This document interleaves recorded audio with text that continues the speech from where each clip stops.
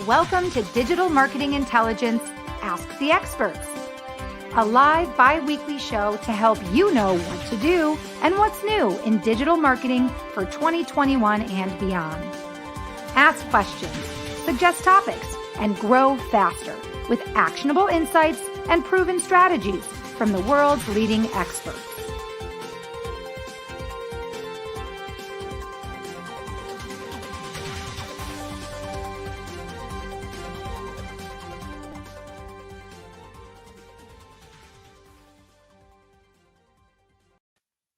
Hello, everybody, and welcome to Digital Marketing Intelligence for Entrepreneurs. My name is Marissa Morgan. I'll be your show host today, and I'm excited to be here on behalf of the whole team at Engage. Thanks for joining us for today's show. Now, before I introduce you to today's very special guest, excited to have him back for his second live show with us, I do want to remind you that at the end of every show, I always share an Engage digital marketing news piece for the week. Sometimes it's about social media apps, changes we're seeing to e-commerce platforms, trends that we're seeing in digital marketing, and things that we're seeing change, especially as the result of the recent pandemic. So don't forget to stick around for that after I introduce you to our special guest and we dive into today's talk. Now, today's topic is the importance of brand building and sales adaptation since the pandemic, right? We know things have changed drastically. They continue to change,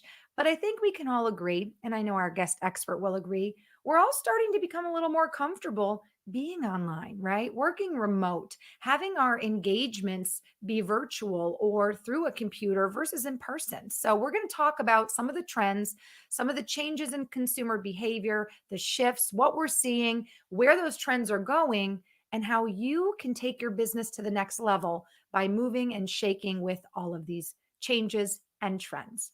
Okay, before I introduce you to our special guest, a quick note about our sponsor, our producer of our show, and that is the company Engage. Now, what is Engage? Engage is a cloud-based platform that brings you over 35 free forever tools. Our tools can help you to grow and scale your business. Our tools can help you literally optimize the customer experience, which is something we're going to talk about today. And all of the tools right now are free. So whether you're a startup or you are maybe in a small to mid-sized business and you're looking to grow and expand your team, maybe you want a way to communicate with your team. You want a CRM to organize your information so your interactions with your clients and your prospects can be more personalized. We can give you all of those wonderful tools. So check out our platform, and you can do that at www.ngagge.com after today's show. One more quick mention, and this is incredibly important because as we all know right now, content and creating content is extremely important in our digital world. And Engage recently launched a program called Engage Live. Now, let me tell you what that program is. That program is a way to help you create your own live stream, just like we're doing right here. You can do that, and we help you do that. And what will that do for your company and your brand? Well, it will help you to build trust and sell more. It will allow you to engage with unlimited leads, right? Getting online, creating, maybe it's how-to videos or product demonstrations or these great live interviews with guests. It will also allow you to expand your reach, scale faster, and you can track results. You can see who's watching, find out what they're interested in, which will help you grow smarter and really attract the right people. Now, how do we do this? Well, we have a proven show strategy. We give you access to streaming software, email script media kit templates. Maybe you need somebody like myself, a host for your show. We can provide you with a host or a moderator. We can help you promote your show and also give you access to the repurposed video and analytics as well. Lots of opportunities with our new program called Engage Live, and you can check that out after today's show as well. Engage, N-G-A-G-G-E-L-I-V-E, engagelive.com. Okay, without further ado, I got my business out of the way. I'm just about ready to reshare our show to my LinkedIn page for those of you to continue to join us. So I'm going to introduce you to today's special guest. If you don't know him, you need to know him. His name is Richard Wildman, and he is joining us live today from Sarasota, Florida. Welcome to the show, Richard. Now, if you don't know who Richard is, you need to. Richard is an award winning CEO and international best selling author. He's also a philanthropist and a very highly regarded speaker as well. He is also a man whose extraordinary insights on business growth and creating customer advocacy have been called brilliant by Christopher Forbes himself. You may know him as the vice chairman of Forbes Media. He serves as the chairman of Wildman Consulting Group, where he and his team partner with organizations to better understand their customer and build a brand of distinction. He is also the CEO and Chief Development Officer for the Wildman Center for Excellence in Practice Management, an online learning platform utilized by more than probably at this point 10,000 financial professionals each month to acquire more clients, increase revenue, and grow the right team. Those are three things I think so many businesses want to do. So make sure after today's show, you also check out the Wildman Center for Excellence in Practice Management. He is the author of 3 international bestsellers, the latest of which, The Power of Why, Breaking Out in a Competitive Marketplace, is available in 7 languages and is also a CEO Reads bestseller. Richard has been recognized by Engadi CX as a 2020 thought leader on how to elevate the customer experience. He is also a board member of the United States Luxury Institute, whose primary mission is firsthand research to enable organizations to better understand today's consumer. Just a side note, this is Richard's returning show with us. He was one of our first guests. I think he was show number 4 in our live show series. So we're excited to have him back again. And I have to say, if you're on the podcast, you're not seeing what I'm seeing, but throughout the last year, Richard's also just, I don't know, lost like 60 pounds, I think. He's literally glowing. He looks better than ever. So if you're on the podcast, just imagine somebody who looks 10 times better a year later, right? And that's kind of rare considering how many of us have gained weight during the pandemic. So, Richard, I hope you're not embarrassed that I just shared that tidbit. For those of you watching on the live stream, and many of you are joining us right now on LinkedIn Live, you can see Richard live in the flesh so you can see it for yourself. Richard, thanks for joining us, for being our guest expert today, and for being a repeat guest here on the Digital Marketing for Entrepreneurs Intelligence Ask the Experts show by Engage. Thank you, Marissa. And it's great to be with you. And thank you for your kind comments. And just a quick thing on the weight loss. Thank you for, I suppose, bringing that up. But, everybody makes a New Year's resolution. Almost everybody. True. And it occurred to me last year, not this year, but in 2020, what's your New Year's resolution? The more I thought about it, I said, well, people make New Year's resolutions and often don't follow through of them. So I think instead of a resolution, I'll make a decision. So I made a decision, and 60 pounds later seemed to be a good decision. So I'm happy about it. But thank you for that. But that's a little insight for all of us. It's one thing to resolve to do something. It's another thing to decide and commit to do something. So thank you very much, by the way, for inviting me back. In my regards to the entire Engage team. So happy you're back. And you've been so wonderful. We all know the power of personal connections and referrals. And you actually gave us a referral for another guest who came onto our show, Daniel Burris, as well. Brilliant guy. Yeah, one of my best friends. Thank you. Go ahead. Oh, absolutely. Well, we're excited you're here. Our topic today is one that I think resonates with a ton of people, whether you're a small to mid-sized to large business. It doesn't matter the size of your business. I don't think it matters your product.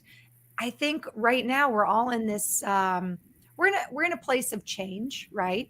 We know that the pandemic came along and it changed the way that people are doing business. It changed the way that we're viewing normalcy. Now we're all operating out of this, kind of a place of isolation. We're working remote.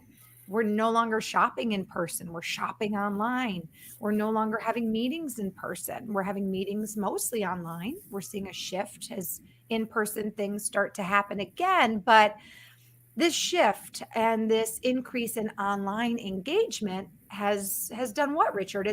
It's really made the digital world be more important by virtue of necessity. Wouldn't you agree? Absolutely right. And, the necessity piece of the puzzle, obviously, the pandemic brought this as a necessity. We've seen this push. We're a research based consulting firm and on the US Luxury Institute, where we support over 100 luxury brands. These are things we track and we see this move to online. But because of the pandemic, what perhaps would take another 5 years took 5 months. It just Mm. collapsed everything. And people, but the backstory on that is that even though people in many places of the country can get out and about and they're going to stores, et cetera, what we're really seeing is they are staying online because of the convenience, because of the fact that they are not constrained, if you will, by geographic location. They're not constrained by the offerings in their communities. And of course, the convenience that goes with that. So, yes, there's been a necessity because of the pandemic, but what's happened is it's been a shift in consumer behavior now.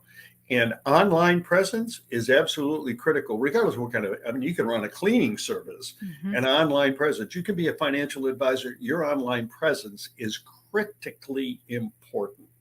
So thank you. You're exactly right. It's just shifted the way the consumer finds, selects, and does business. 100%. And speaking of being online, a quick reminder to those of you joining us right now live on LinkedIn Live and also on Facebook. We are live and we are interactive right now. If during our show you have any comments or questions for Richard, please drop them in the comment section. I promise you we'll get to every question that you ask. And if you are listening to this show on a replay and it's not live, if it's through our webinar, our ever webinar, you can still leave a question there and it will get sent to us and we can bubble those questions to Richard as well via email. So even if you're listening to the replay through a webinar, please leave any questions or comments you may have. And right off the bat, we do have a comment from Abdul, and he just wants to say hello, welcome himself to the show, and say hello to you, Richard, and that he's also in the world of digital marketing. So Great. welcome, Great. Abdul. Thank you for joining us. Thank you. And Richard is live from Sarasota, Florida. I'm just one time zone behind Richard in Minnesota right now. Right. So, because we are a global show, feel free to drop us a comment and just let us know also where you're joining us from. And then, my last little, not piece of business, but what I like to tell our audience to do, Richard, is if you are watching live right now, getting interaction on your LinkedIn profile is a great way, right, to build your network. So I just went down to the little white arrow in the comment section and shared our talk right to my LinkedIn page. So I like to encourage our audience to also share our talk, because sharing some sort of content or a live show that's happening to your own LinkedIn page is a great way to increase the engagement on your page. So if you haven't yet shared our talk, not you, Richard, but audience, if you haven't yet shared our talk to your page, go ahead and do that and get a little more engagement going on your own LinkedIn page, because that's what we're all trying to do, aren't we, Richard? We're trying to engage with others, continue to build connections, right? Either for personal reasons or business reasons or both, right? Absolutely. Now, one thing before we dive into today's talk that I'd be interested to talk about a little bit is, what are the changes that you have seen? And this is more kind of just, I mean, it's been about a year, almost 8 months since we first had our show together. Would you mind just chatting a little bit before we get into, our specific topic? Share with me some of the changes that you've seen happen even over the last 8 months, as we kind of were kind of at our worst, I think, with the pandemic, and then things shifted and everybody started saying, okay, no, I can get back out again. Maybe I am going to start doing in-person meetings again. Did you see some shifts happen? And what are you seeing now in terms of, you know, online versus in person because of Well, everything? there's we've seen a massive shift in the online space, and we can talk about some of those in detail. But there's new distribution strategies going on. There's clearly the customer experience today is absolutely critical to customer, client, use any phrase you want, retention. Mm-hmm. The challenge we really see now And the big shift is that satisfied clients, people who are, let's say, they're satisfied with whatever product, service that is being delivered by perhaps someone that's attending this forum. They may be satisfied, but if they're not delighted, if they don't really feel as though there's a sense of connection, a sense of relationship, a sense of personalization, they're actively seeking other opportunities in the marketplace. Because what online has really done is it's made it very convenient to, shall we say, get a second opinion, shop Mm. around, look at other things, be available literally globally, as an example, on a Zoom call or a Teaming or GoToMeeting, whatever platform that is available. And so, consequently, the issue today is that the whole piece of the online puzzle, and it is a puzzle because there's a lot of moving parts, and we can talk about anyone that you want to bring up today. But the key is that people today, even though they may be satisfied, they're likely in a position where they can become loyalty neutral. In fact, our early research that we've done with the Harvard Review, 20 to 30% of the people that we've interviewed said that they're satisfied, but they're actively always looking. Oh, So this should really make every single one of us that run a business or involved in a business or a profession that requires, if you will, the relationships that are necessary to drive revenue. That requires all of us to take a step back and say, no, wait a minute. How many of my customers are really satisfied and how many are really delighted?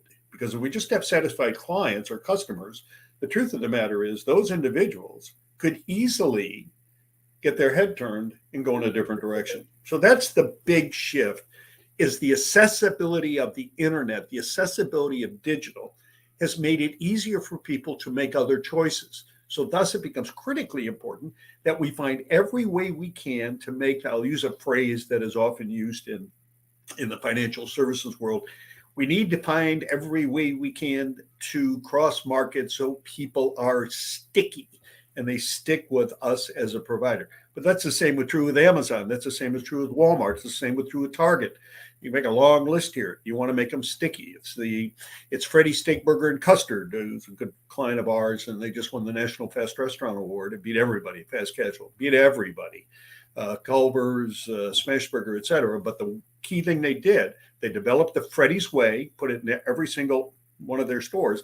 But then they built a fan club and they started doing special things for those so-called fans to make mm. people sticky. So as a result of that, they'll drive past McDonald's, drive past a Burger King, drive past a Culver's to do what? To go to a Freddy's. That's the point. Wow. So it's a big shift today because people have so many options. So the question Yeah, is, do you want to be an option or do you want to be the sole provider? I want to be the sole provider. I don't want to be one of the options. absolutely. Absolutely. And you know what? I think that you just summed it up so well, really, what we're going to talk about today. But what does a customer wants to be? You want to be the sole provider. A customer wants to be a loyal, appreciated, recognized customer, right? So if both Exactly. of those needs are met, then the customer is happy, the business is happy, and then they continue to nurture. Hey, listen, we're getting a ton of comments. I've got almost a dozen people already creeping up here into our live audience. So, hello from Eric. He's visiting from SoCal. My His good friend question, Eric by the way, McDermott. he has a question for you, and I think this might be really Eric. Just stay tuned because I think this we're going to answer your question with our talk. His question is, what do you suggest the first things people need to do to make sure they're not left behind in digital engagement? So, Richard, don't feel that you need to jump to an answer there because I think Okay. Eric, just sit back for the next 30 minutes. We're going to give you lots of answers. And then if Richard thinks of anything in addition to what we're talking about, I know he'll also share that. And then Jimmy Mack is also joining in from Supernova Days at Merrill. Yeah, that was a Thanks huge for joining initiative. us, Eric. Good to have you there, Jimmy. And thank you, Eric. We'll make sure that I get that question up on the table for you because there are very specific things people need to do to engage. I'll just say one more thing on that for Eric. Go for it here, and I'll pop this question. I'm not going to comment on a firm, but they didn't even start online training for their advisors till October of last year. Wait a minute. Say that again? No, I said it correctly. They didn't even start until October of last year to train their advisors on how to really be effective online.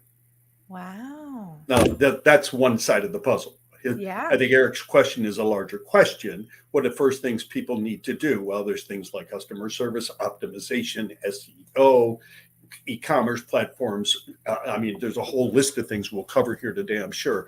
But that is essential, that people who are going to be in the space, let's say as a presenter, let's say a financial advisor in Eric's case, that individual needs to be trained on how to be able to engage with people when they're in a virtual environment. Now, if we're going to get into a, shall we say, how do we build a platform that really engages individuals to be curious to engage with us?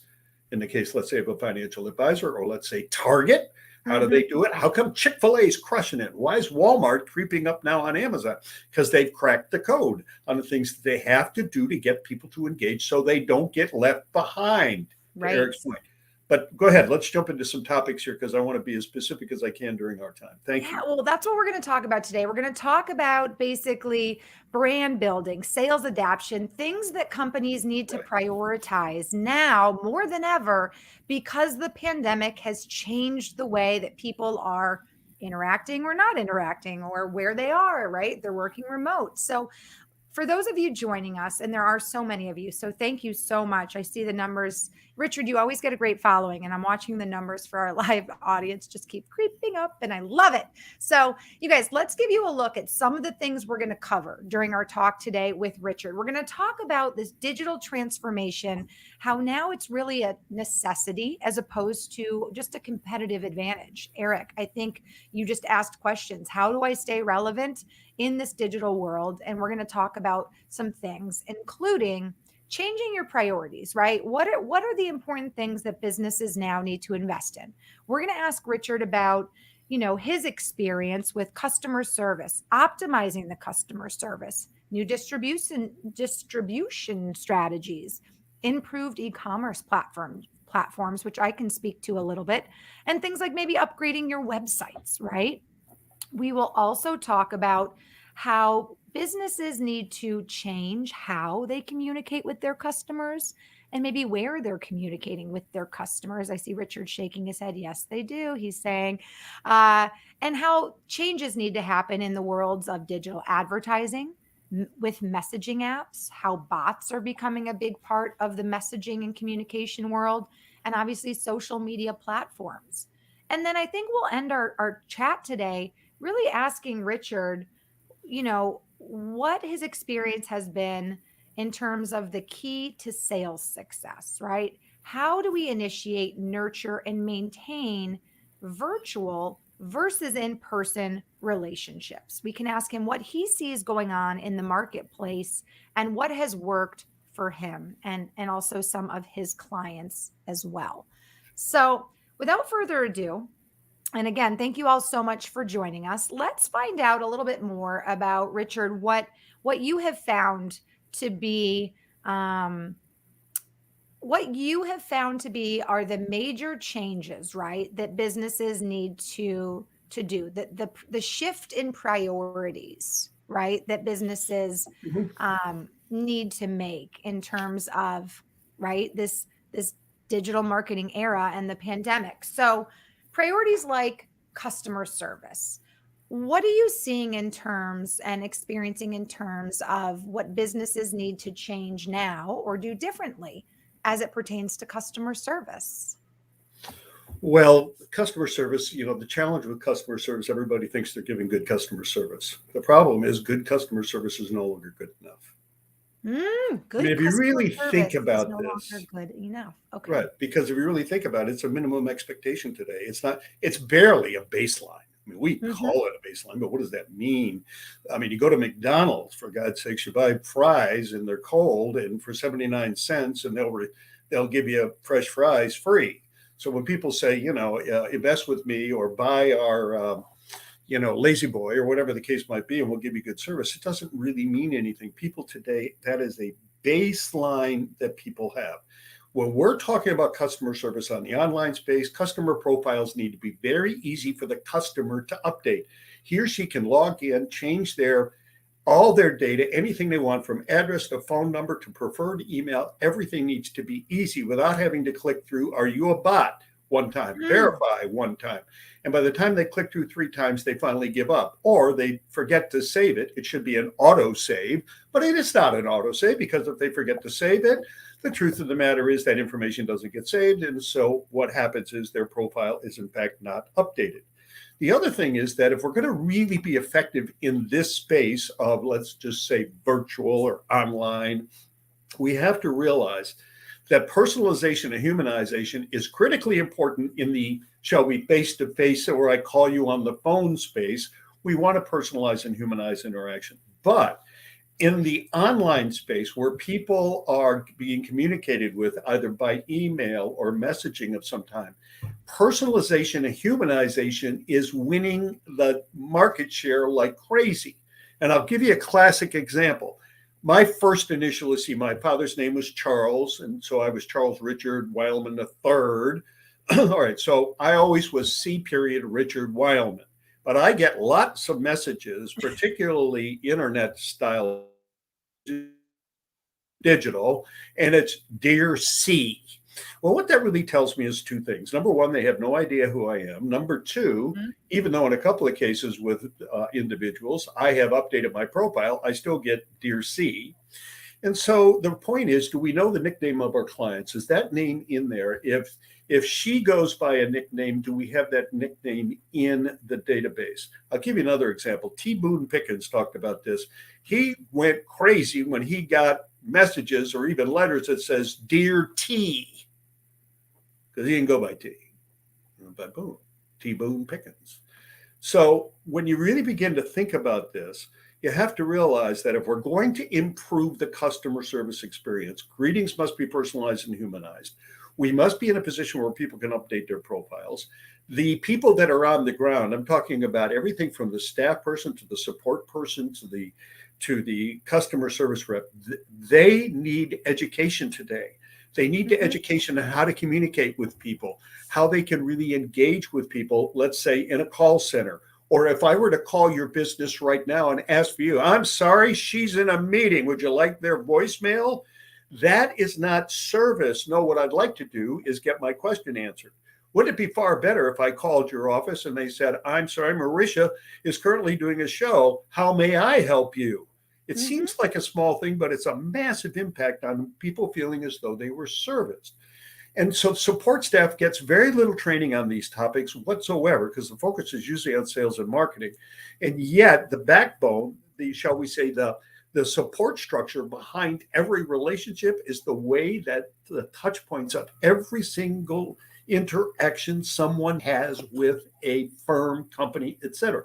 This is why when you reach out to some firms, and even when you get, and we'll talk about chatbots too if you want, but when you get a chatbot, if it's personalized and humanized, it's a whole different level of engagement than dear customer or dear Mhm. client or dear whatever.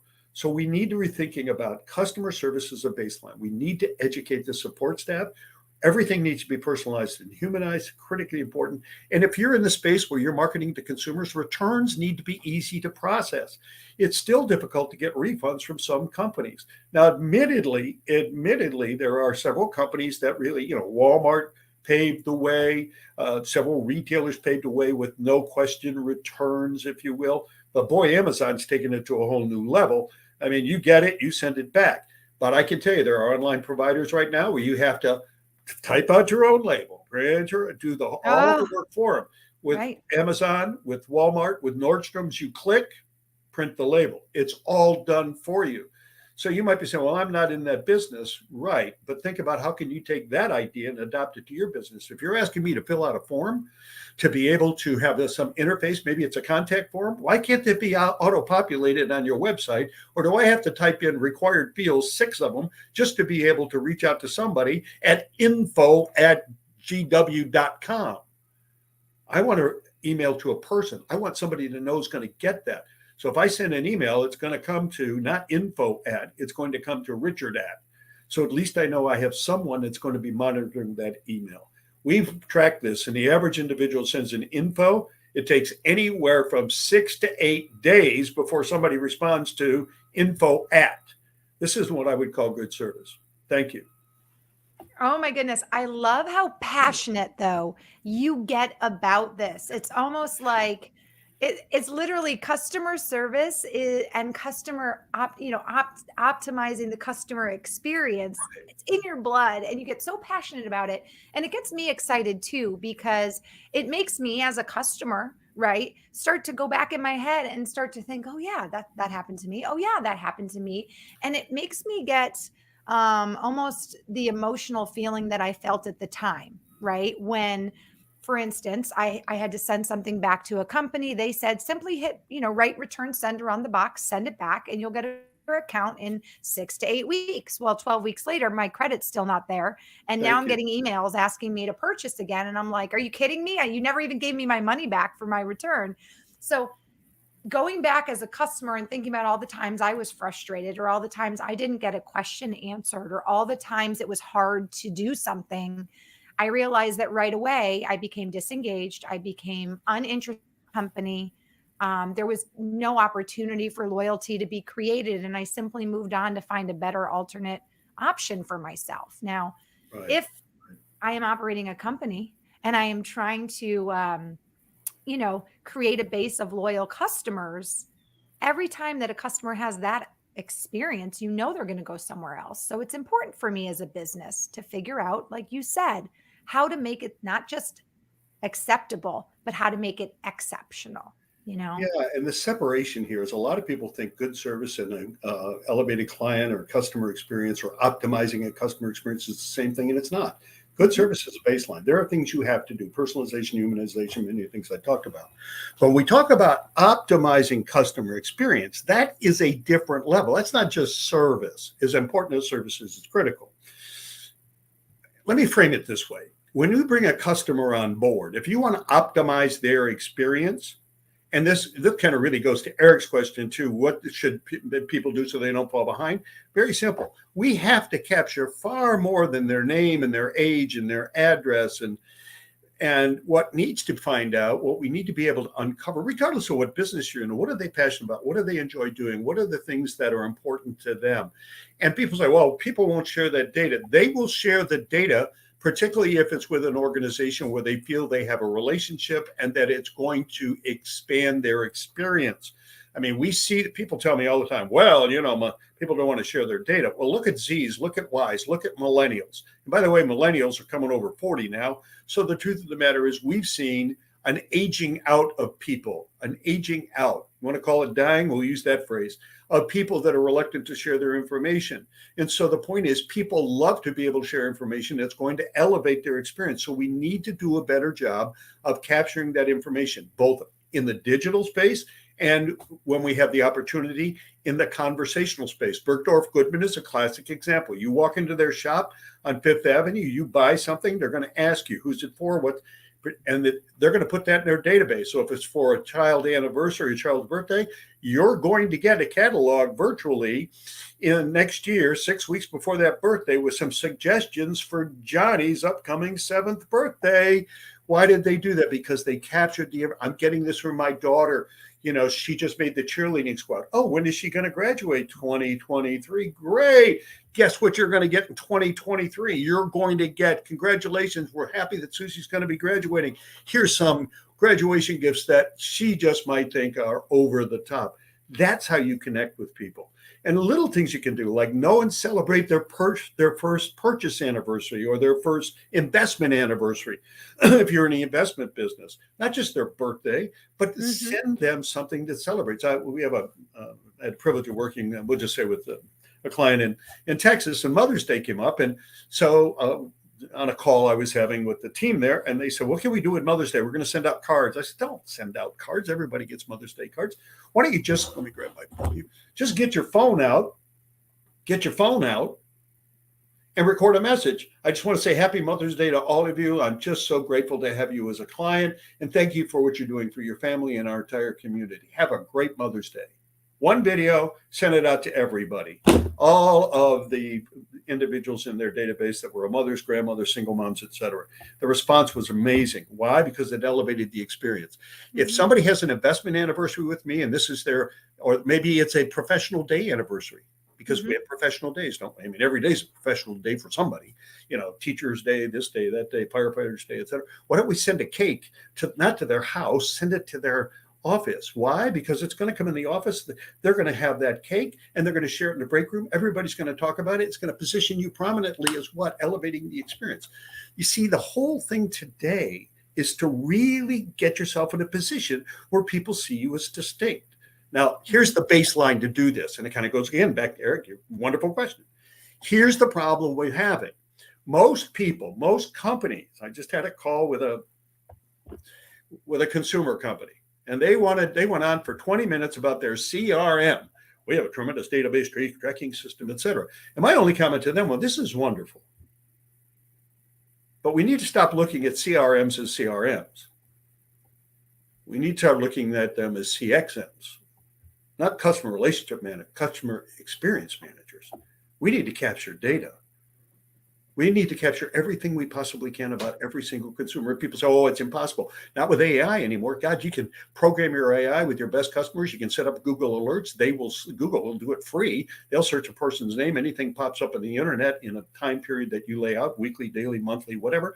You can load that right into your database. You can use AI today. Put all your customers that are on Facebook, even if you don't have access, it'll search Facebook for people of similar names. Drop that data right into your database. Look at what Agati's done with it. Unbelievable. So what happens is you engage with people at a far deeper level, and you can elevate their experience. So I hope that was helpful, Marissa. Are you kidding? So helpful. And I see lots of people giving us thumbs up on the live chat stream. So one of the things I like about talking with you, Richard, is not only do you bring up the point, right? Maybe the difference between customer service, which is just your basic level, versus optimizing the customer experience is the examples you give, because it makes it very easy for someone listening to understand, oh, okay, that's what he means by that. Or this is how I can, do something similar in my own company. You give really good real-time examples. And I really, really appreciate that. So many people are joining us. Marcelo is joining us from Brazil. Welcome, Marcelo. He says hello to us both. He has a question, and I'll get to that in just a moment. And also MD Rased says hello and welcome, and what a great event. And he does have a question too about digital marketing and getting a job. So we'll see if we can answer that question in just a moment, MD. Richard, Marcelo has a question, and I do want to drop it in here. He's saying, what are the main mistakes that you've noticed in terms of the urgent need of many companies to bring digital transformation to their business, and how were they impacted? I think he's asking, let's see, Marcelo, I feel like I'm not reading your question quite right. Maybe in terms of businesses not, making these changes. And how did that impact them? Well, what we're really talking about here is what are the mistakes that people make? The mistake is when IT decides this is what we're going to do. When IT decides this is what we're going to do. Or marketing says this is what we're going to do, and they just instruct IT to go to the dance. Or some head of some office says, okay, so what we're going to do now, we're going to start posting online. So let's get some stuff out there. I've heard that many times. Fantastic strategy. This is a good way to fall down a flight of stairs. What needs to happen is, and it really revolves around a lot of things, but what has to happen, I hear this, the collaboration today between, shall we say, the silos in a business. And everybody goes, oh, we don't have silos. Yeah, okay. You probably have silos. So you got the sales department, marketing department, and you got the support staff. I found the support staff to have sometimes the greatest insight on how to connect with consumers at a deeper level than anything else. What would work better digitally? Why? Because they're like the live chat box. They're talking to your customers all the time. They're getting input, they're getting insight, et cetera. So what needs to happen is build a collaborative effort so that instead of saying, well, marketing says we should do this or sales says we should do that, we can work together collaboratively and be able to put together a digital strategy that serves all the constituents in the company. And as I said, I really found I did a whole series for support staff at a large financial firm across the country, and over 70 offices, and did webinars and Q&A, and it was exciting to do 4 rounds with them. But boy, the support staff had great insight. Hey, we could do this. We ought to think about that. What do you think about this? Well, we shared that with who? The marketing department, the sales department, the operations department, and IT. So what did IT do? They elevated the entire platform so that all these things could become part of their culture, which Mhm. really was a game changer. But the listening post was that young man, that young lady that's on the front lines answering the phone every day, they have tremendous insight. What are people asking about? What are they interested in? And so the mistake that's made is some department says, here's what we're going to do without collaborating with other departments. And today I get, I had a call recently with some, well, collaboration's really hard because, we're not all in the office. Really? I mean, seriously, I mean, look, I mean, look at Slack. I think I'll say it's 54. It might be a little higher. 54% of people think that Slack, that are out there in the space that we have had the privilege of being able to capture. 54% of people that use Slack think it is the future. Teams is way behind. They're like 32% of the business population Mm. thinks that's the best collaborative platform. Slack is a runaway train. Why? Everybody can get on. You can share ideas. It captures. It repaginates. It lists. It logs. And guess what? You end up with basically, here's the talking points that everybody brought up through the entire conversation. So it allows us to collaborate and bring together. So that's the biggest mistake that gets made is somebody decides. I'm not saying we need to have committees, but what we need to have is a team of people from all the disciplines that work Mhm. collaboratively together to, now hear this, to come to consensus, not to compromise. Because the only way we can compromise, somebody's got to give up something. So everybody's a little ticked off.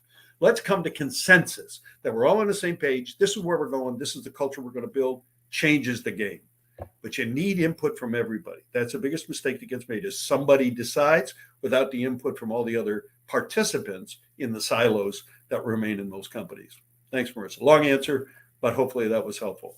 I know Great you want to talk answer. about distribution strategies too, so I don't want to burn No, too you're much time good. here, but You that's know, fine. I like though that I think you're touching on things, and great question, Marcelo. You're touching on things that I think all of us first-handedly have probably experienced, whether we're part of a small, mid-sized, large company. I know I did when I was working at a company and we got a new CEO.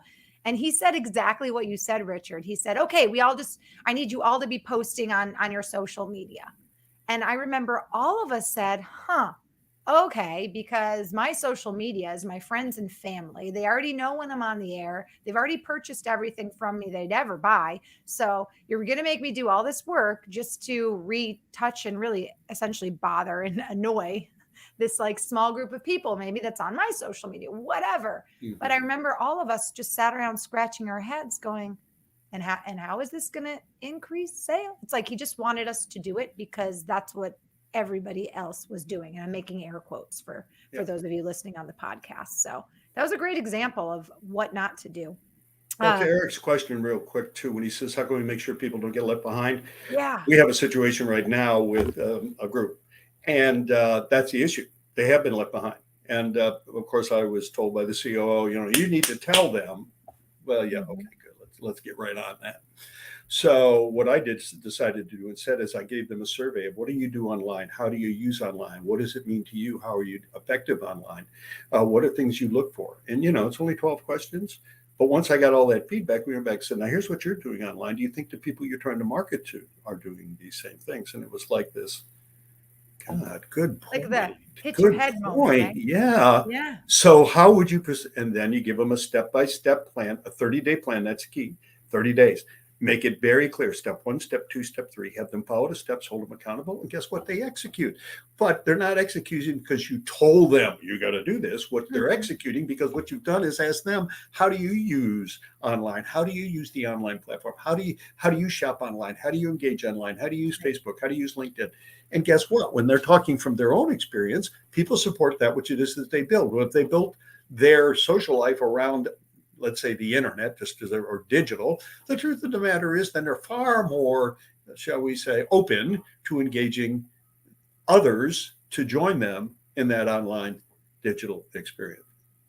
And So, if there not to isn't, digress, I know you want to talk about distribution no, strategy. no, but if there isn't passion and the belief in it working also, like if your employees don't Right. believe in it and they're Good luck doing it with that. just to go through the motions, we all know that that's an epic, Train like wreck. you said, it's falling down the stairs. It's not going to Yeah. work. Eric says, by the way, best thinking wins, and ideas can come from anybody, because you were talking about Slack and how everybody can come into this teamwork setting. Great comment, Eric. Every time, Eric. Eric, by the way, follow him on LinkedIn. He's got some fabulous, just I will do great that. And thinker. don't You forget, need to have him on the show, Marissa. should Reach out we? to Eric. Yeah, get him on the That would show. be great. His Eric, way let of us know. framing things marketing wise is brilliant. Wonderful. Thank you again, Richard. And we will share all of your contact information. If you're really liking just where we're going with this conversation with Richard, I'm going to share with you how you can connect with him on LinkedIn through his email and his website as well. So don't go anywhere.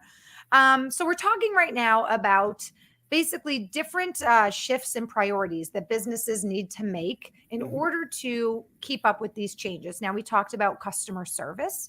We talked about optimizing customer experience. So yes, Richard, what have you found in the way of new distribution strategies evolving as a result of the changes? Well, there's a lot of things that are going on.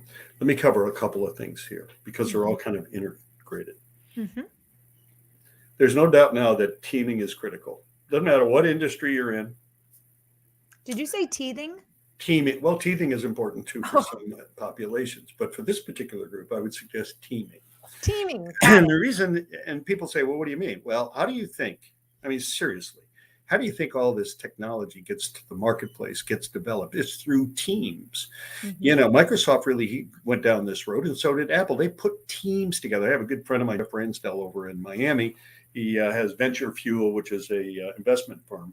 But what they do is they bring people in who have great ideas in IT, and they team them up with people who have similar passionate interests. And what happens? They develop a wonderful, shall we say, wow point in the marketplace. It's the same in financial services. Teaming's where it's going.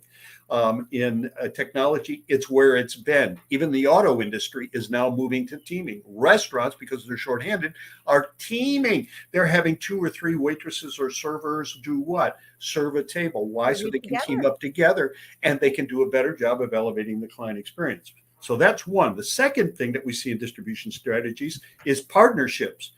Now, I will tell you that, we track this stuff, we're research-based. So, I mean, this is every morning I get up, it's 20, 30 minutes of looking at all my Google alerts and what's going on and et cetera. But Walgreens is a classic example. Now, Walgreens is where you go to get, things that are, let's call around the medicine world. But they have just now started a thing called financial wellness planning, where you have the ability to set goals and start saving money, planning and retirement, et cetera. Now, it's not a full-blown platform like some of the people that are on this, shall we say, on this broadcast. But the truth of the matter is they've gotten into that space and they branded it right with what? Financial wellness. And sure, it's only 7 things you can do, 7 goals you can set, but that's going to expand. It's going to get bigger. So what have they done? They realized we need to reach out in the community and build a partnership. It's the same thing for any business. I have a company of mine that we have the privilege of working with, Salad Master. What have they done? They sell pots and pans. Okay, great. But what have they done? They partnered with various charitable organizations in the community so that they can, number one, serve those constituents, but number 2, every portion of their quote sales goes to that local charity. So what are they doing? They're realizing the new distribution strategies is teaming and it's partnerships, aligning yourself with other organizations that are culturally, shall we say, in alignment with you and your organization so that you can go to the market. Look at Mamba Socks. I mean, I started way back with them. Look how millions of pairs of socks they've given away. Why did people buy that? They didn't buy it because they were great socks, although they are. They bought it because they felt like if I buy a pair, they're going to give a pair. And so what happened was people got engaged because people want to make a difference. When you look at Z's, Y's, millennials, their passion is to make a difference in the world. And so the way they make a difference in the world is they support organizations that are partnering with charitable cultural organizations that are investing back in the community. So that's really important from that perspective. Now, if we talk about e-commerce, a lot of people want to talk about that. I know the truth of the matter is today that when you speak about e-commerce, let me tell you what the mistake is being made. The mistake is most companies are promoting features, benefits, features, benefits, features, benefits, features, benefits. Here's a feature of our product. Here's a benefit. Here's a feature. Here's the truth of the matter is we're in a full sale mode. We want to sell. I go to websites for financial services companies. You go to websites, even you look at websites like Target. You look at even Nordstrom's kind of slipped on this now. What's happening is they're promoting, right, the features and benefit. Here's the problem. What people want to know today is what is the advantage? What is not just a feature and benefit, but how is this going to solve my problem? Or how's this going to enhance my life? Or how's this going to give me a better experience? Because that's what people are looking for. People don't buy the feature and they don't buy some generic benefit. They want to know when they go to your website, what's going to be the advantage of this product? Amazon is getting there, and Walmart, frankly, I think is a tad ahead now with their online, because what they do is when you click on an image and it blows up for you, they tell you what it will solve and what it will do. They don't just list, this sharp and this and that and this 5 features. They give you what this means to you, what this means to you. I tell you a phrase that's really caught on in e-commerce: so that. So that. And I worked with some charitable groups around the world, and we put that into their lexicon and raised tens of millions of dollars by reaching out to donors and say, if you give this money, so that. And I just picked up on this, just looking at these sites and saying, what is the one common denominator that's driving these numbers? And it dawned on me, so that. So people would go there and say, okay, I need to buy this so that. And the so that was what it solved. Same in charitable giving, so that. And when I saw that, I went, that's it. That's it. People want to know outcome. They want to solve something, or if they're going to give money, they want to what? Have an outcome involved. So that is the big thing in e-commerce. What we have to do is we have to begin to realize that even if you're in the financial services business, stop posting stuff about 501ks and this and 401ks and 529 plans. What we need to do is we can talk about it, but talk about so that your children can get the education they can deserve without burdening them with $250,000 worth of loans the rest of their life. You buy life insurance not so that you have assets, so that you can take care of your loved ones once you die.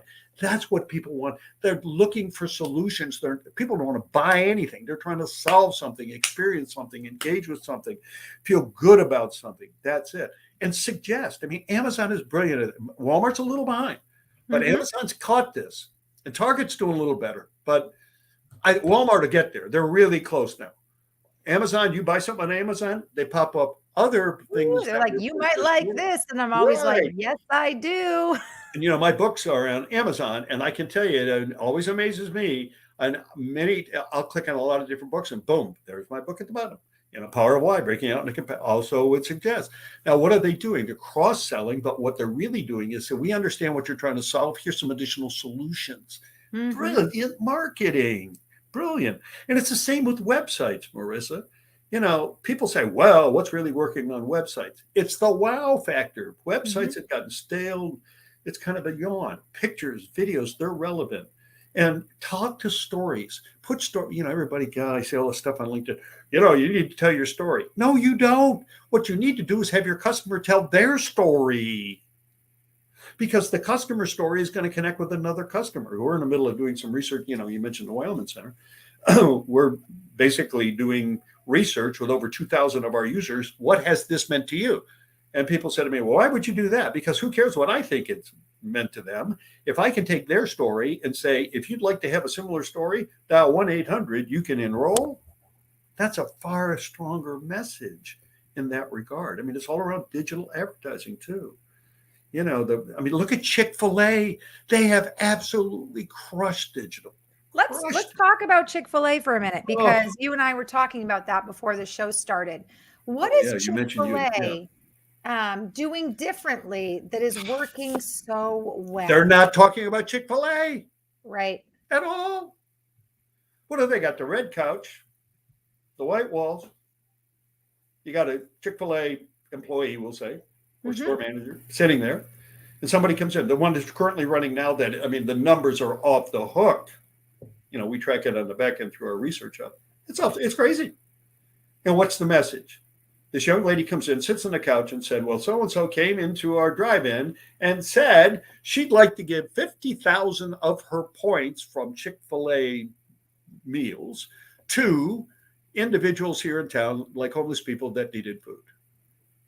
Wow. Thank you so much, Miss Customer. This is wonderful. But the real message is, guess what the real message is? Chick-fil-A cares. Chick-fil-A customers are people that care. And the real side message, the sub message is, if you buy from Chick-fil-A, you're going to get points you can use any way you want. So guess what happens? You got to get in a 4-car line, 4 cars wide, to get into Yeah, right. Chick-fil-A. Why? Because they're not talking about chicken. They're not talking about burgers. They're talking talking about the about impact on a community, and they're talking about your story. You got a flat tire, and guess what? George went out and changed the tire for you, and you're saying, I'm so grateful because I was late for school. Well, we always want to make sure you're on time for school. wow, it's Brilliant. connecting Brilliant. people with their Yes. inner need to feel like they're part of something, to Right. feel like they're heard. Right. And I get people all the time on financial services in particular say, well, we Yeah. can't put out testimonials. What do you mean? It's not a testimonial. I can get up and tell my story about what an impact you made on my life. The Mhm. impact. I tell my story. My mother died when I was 5. My dad died when I was 6. My father had no insurance. I lived in 19 foster homes, went to 11 different schools. People ask me all the time, should I buy life insurance? I'm like, let me tell you my story. If my dad had bought life insurance, I wouldn't have lived in 19 foster homes. So I'll let you decide if that makes any sense. Look at Surfside Towers. That collapsed. I wonder how many financial advisors, financial professionals brought that up to their clients. Instead of saying, here's my story. Did you hear about that tower that collapsed? That terrible tragedy in Miami, that tower that collapsed? Mhm. All those people. Yes, we did. God forbid that would ever happen to somebody like you. Mhm. Oh my God, yeah, I'm sure a lot of people didn't have enough life, and they got a story to tell that everybody connects to. This is what websites need to do. Digital advertising needs to do is connect with people, and stories about the customer, stories to advance your culture in the marketplace. If you want to get people into your organization, I don't care who you are. Look, Shake Shack, they're spectacular at telling what the customer story. They don't have hiring problems. Why? Because people want to join the culture. See, A that's lot of what you're saying, it's interesting. So my background is in TV sales, home shopping. oh And yeah, a right. lot of what you're saying, it's funny because 20 years ago, when I studied with basically the head guy in home shopping, he always taught us, just like you said, it's not about features and benefits. He taught me it's the WISGAT method. And WISGAT is an acronym for what's so great about that, Yep. right? Which very much falls in line with your so what mentality. So, yes, this has this and this will do this. Right. So So what? that What's you so can great about enjoy it? this. People are like, Right. yes, that's what I'm looking Exactly. So I think this is just so interesting because just now more than ever, because I think just kind of to wrap up and sum up a lot of what we've talked about, now more than ever, due to the pandemic, especially, right? Something that would normally maybe happen in 5 years, as you shared, has happened in 5 months, right? Things are happening faster now. So, yes, we are working from home, we are remote, we're shopping online. We're even being more adventurous because we have so many choices that now we're not just shopping on the Amazons and the Targets. Now we're even shopping through apps. We're clicking the links. We're watching what these influencers are using and telling us, and they're selling on the emotion. They're selling on the message, One right? quick point. Yeah. Here's what people don't realize. Messaging apps Yeah. have 5 billion more monthly users than all social media combined. Gen Zs and millennials, that's how they want to communicate. That's how they buy. That's how they recruit. That's how they engage. And now Apple is limited, as you know, to Apple, Google, et cetera. But WhatsApp, and people are concerned about Facebook owning it. Signal's the best. They haven't got traction. If they ever get traction, they're going to be a runaway train on messaging apps. But Oh, people wow. love it. Why? Because they can get answers quickly, and you Quickly. can market directly to them. Didn't mean to interrupt, but you It's mentioned no, it's messaging quick. apps, and it's just an It's quick important and it's piece. efficient, and it gives them it's easy to become an authority, right, on a product in a niche. Yes. Totally. And you get I can't think of the word. You're basically you get oh, I can't think of the word. Your value. I can't think of the word, of course, but It's all good. you know what I'm talking. Yeah. You Yeah, the get point what is you you get need, what you get what you want when you want it in real time. That's important. It's kind of like chatbot. And people say, I don't like bots, but 82% of the population loves chatbots because you can go in there and type in a question and here comes an Right. answer. Where, hey, I need the user manual for product Thank number, you. and Right. boom, it's the chatbot And gives you you the don't have user. to scroll through 19 pages. You type in the now, obviously there needs to be some work in that area, and financial services companies need to wake up on these chatbots because there's a spectacular way to be able to engage people at a deep level and direct them to a financial advisor, as an example, in their space. Not unlike what Amazon does. I mean, they still need some work.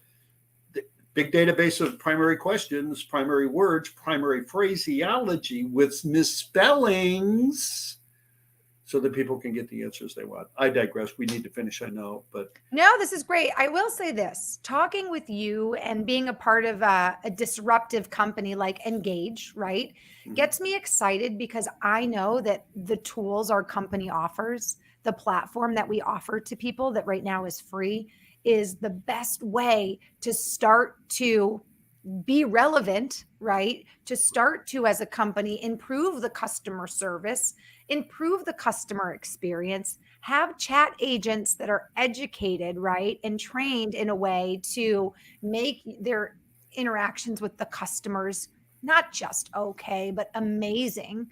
On our platform, you have access to previous conversations, right? Our chat agents do. So when a customer calls in, and maybe it's the third time they've called in, a chat agent can say, you know what, Sarah, I see this is the third time you've called in.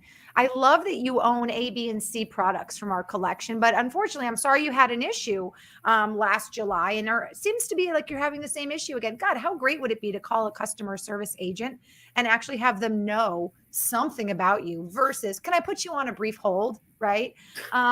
It's just incredible. And we're really just really scraping the surface. But Richard, what I'd love to kind of ask you to tie up and wrap up our conversation is, what do you think the key is, right, to sales success in a world now that is really more oh, what a great question. more relative to, yeah, more about these remote relationships and remote engagement? There's one thing that I think anybody in sales, people, we let's just say we all forget. Because we look at, boy, we want to get this consumer, or we want to get this demographic, or we want to get this prospect. The whole key to the sales success today in a world filled with remote relationships and engagement is you really got to see the prospect, the consumer. You got to see them as people. As people. They're not a prospect. They're not a consumer. They're a person. And you have to see them as a person. And if you want to capture them, you've got to relate to them, and you've got to message them, to educate them, capture. Now, get this word, curiosity. Stop trying to convince people. Capture their curiosity. When people are curious, they engage. So you don't communicate at them, you communicate with them, and you build a relationship with them. And it starts to bloom because you're speaking their language. I mean, 67% of the business, we interviewed 1,000 business owners, 67% said if an individual uses a few words, I mean, how low is this bar? A few words out of my industry, I'll probably engage with them.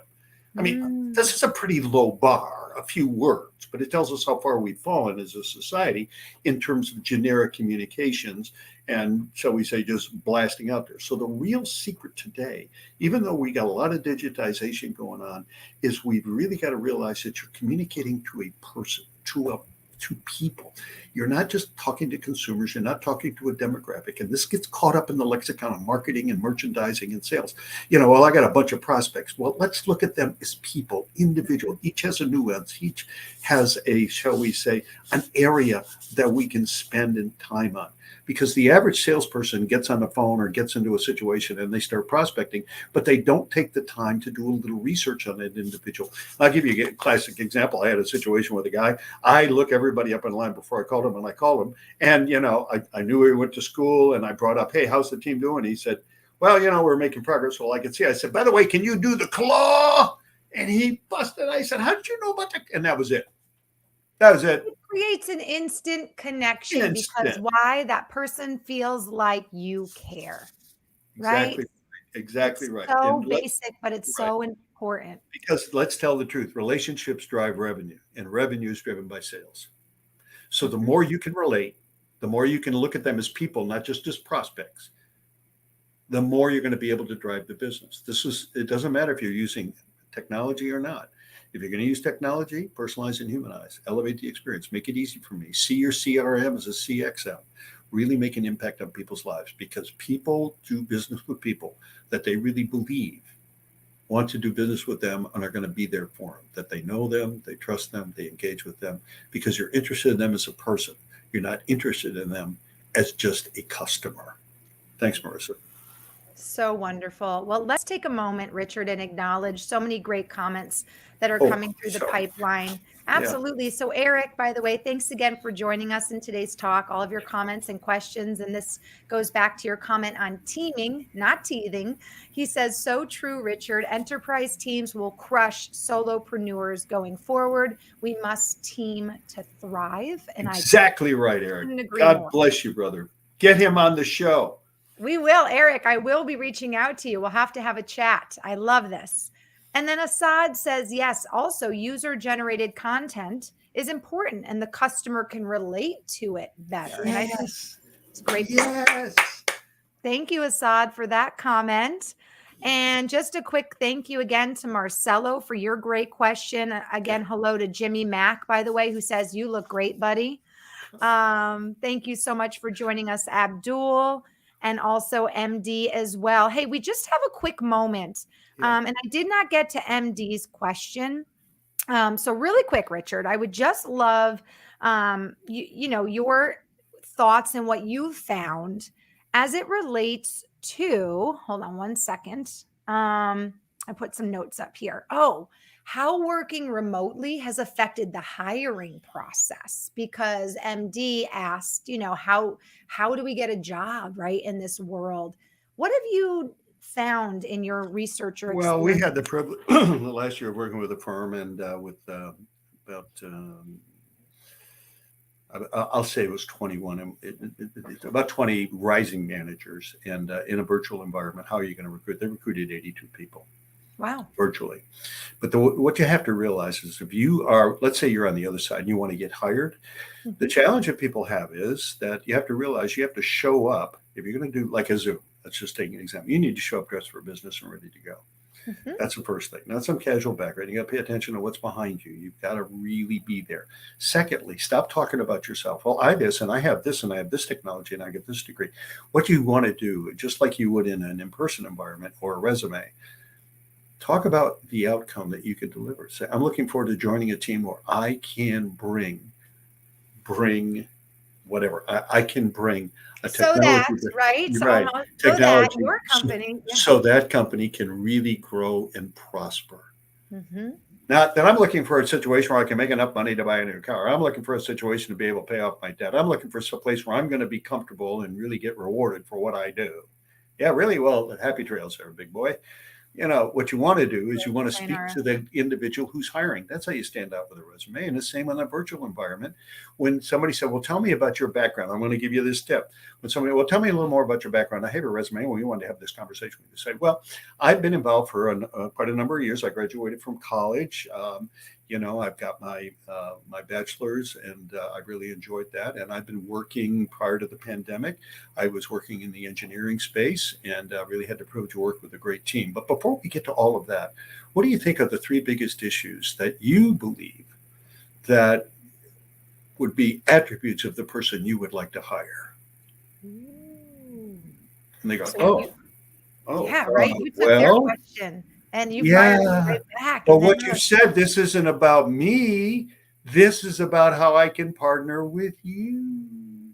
ooh, and again, keeping in that back of your mind, that teamwork, that teaming Thank up, that you. partnership.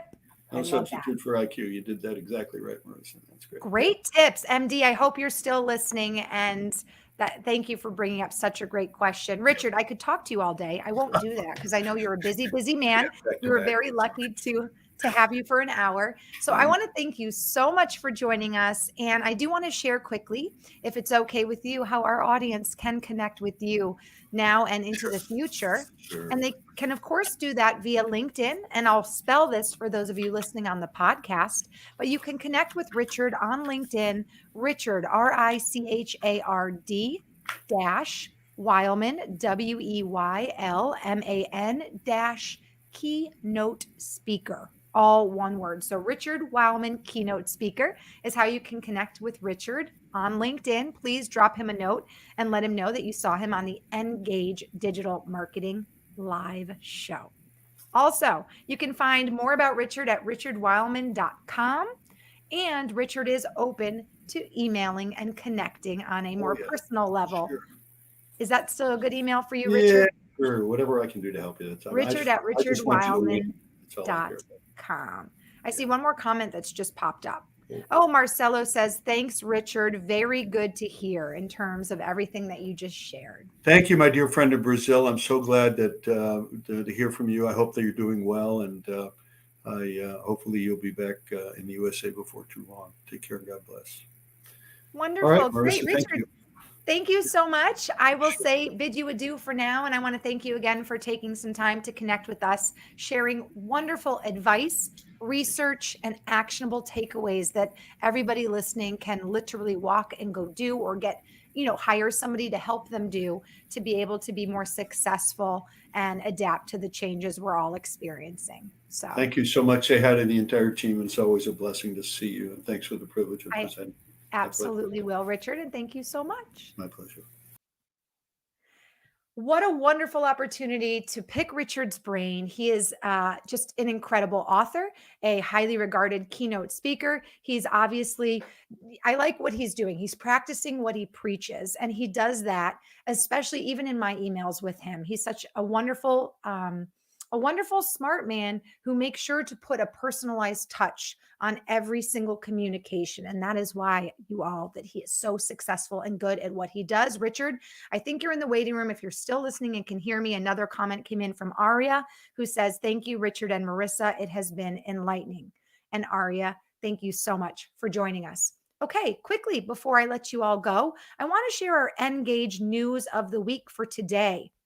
And this is interesting because it definitely relates to how the social platforms are changing as well to keep up with all of the changes that we're going through as a result of the pandemic. So, this week's news of the week is TikTok. TikTok has been testing a boost like promote option with selected profiles for the next couple of months. And now, or has been testing for a few months, and now it's available to all users. The ad feature is very similar to the Facebook's boost button. And what it allows you to do is it allows you to quickly and easily amplify your TikTok posts and turn them into ads. So with this promote, you can turn any organic TikTok video now into an ad directly within the app. You can start reaching new audiences. You can build a bigger following, drive traffic to your business website, and of course, create more content that gets more engagement. So, just a new update on the TikTok app that has really allowed people to not only take the posts that are already doing well, but now boost those posts to essentially reach more people. And there you go, another opportunity to continue to create personalized content and to connect with unlimited leads. But as we've learned from Richard, they're not leads, they're people, right? And people connect with people, not brands. If you have more topics, topic ideas, questions, if you'd like to connect with me, because maybe, as Richard said, you know somebody who would be an excellent guest on our show, you can do that by connecting with me on LinkedIn at the Marissa Morgan. You can also email me at marissa.m@engage.com. And one last thing, please connect with us on our LinkedIn page, our company profile page. And that company page is Engage, Ngagge. And our logo is a colorful cog wheel. So keep an eye out for that. And last but not least, Richard's show will be in good company in about 48 hours on our live show library. So you can rewatch Richard's show. You can share the link to Richard's show at engage.com/live show library, where Richard will be in good company. We've had so many incredible guests. So please, if you want to rewatch this show, if you want to share this link, or you'd like to watch previous shows, you can do that by visiting our live show library.